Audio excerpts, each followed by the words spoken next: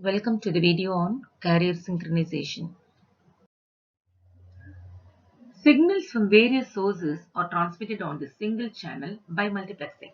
So this requires synchronization between the transmitter and receiver. There are three broad types of synchronization. They are carrier synchronization, symbol and bit synchronization, and frame synchronization. Now we'll see what is the carrier synchronization or carrier recovery. So the carrier synchronization is required in coherent direction methods to generate a coherent reference at the receiver. So in this method, the data bearing signal is modulated on the carrier in such a way that the power spectrum of the modulated carrier signal contains a discrete component at the carrier frequency Fc. That is, the Fourier transform of the modulated signal contains one component at Fc. Then the phase lock loop is used to track the carrier frequency. So the output of the PLL is used as a reference signal for detection in the receiver. So the popular methods used for carrier recovery are mth power loop and Costas loop. So this diagram shows the carrier recovery circuit for MRE PSK.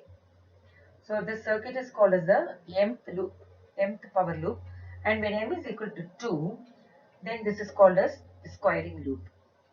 When m is equal to 2, the MRE PSK is then called as binary PSK.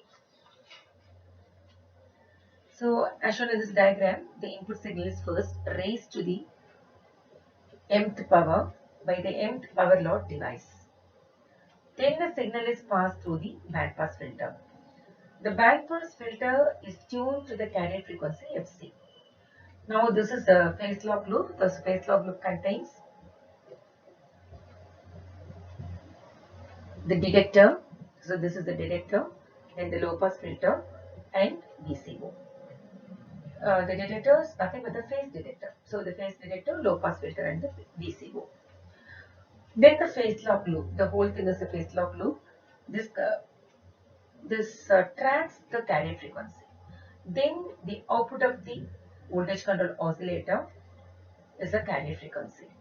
So the output of the VCO is now divided by M. Here, this is divided by M. This is done because the M power of the input signal was already multiplied by the carrier frequency by M. So the phase shift network then separates M reference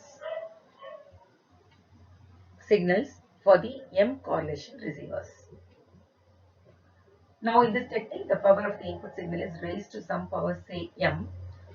So let us say M is equal to, then the input signal is squared.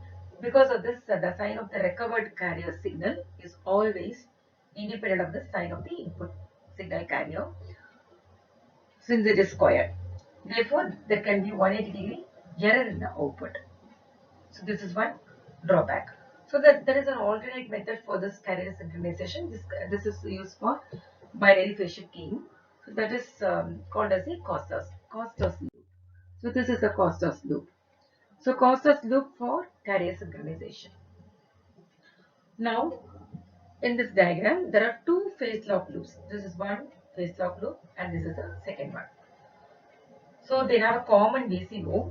So this is a common VCO and separate phase comparators. So this is one phase comparator, this is another phase comparator. Now let us assume that the VCO operates at the carrier frequency Fc with some arbitrary phase angle theta. So the BPSK signal is supplied in both the phase comparators.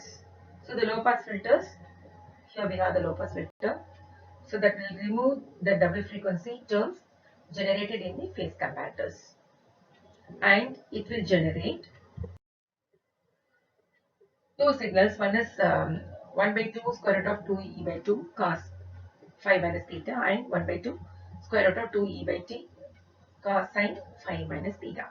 So the multiplier output is given as Vm is equal to, you have to multiply these two, we'll get 1 by 4 into 2e by t sine phi minus theta into cos phi minus theta. So equation number 1. Now this is e by 2t, 1 by 2 of sine 2 phi minus theta and e by 4t sine 2 into phi minus theta. So the power P of the signal over the period T is given by P is equal to E by T. So we can write this equation 3 as Vm is equal to P by 4 sine 2 of phi minus theta. So if there is some phase difference between the VCO frequency and the input carrier frequency, then this phase difference phi minus theta is changed proportionally. So the change in this phi minus theta causes Vm to increase or decrease the VCO frequency such that the synchronization is maintained in the circuit. Thank you.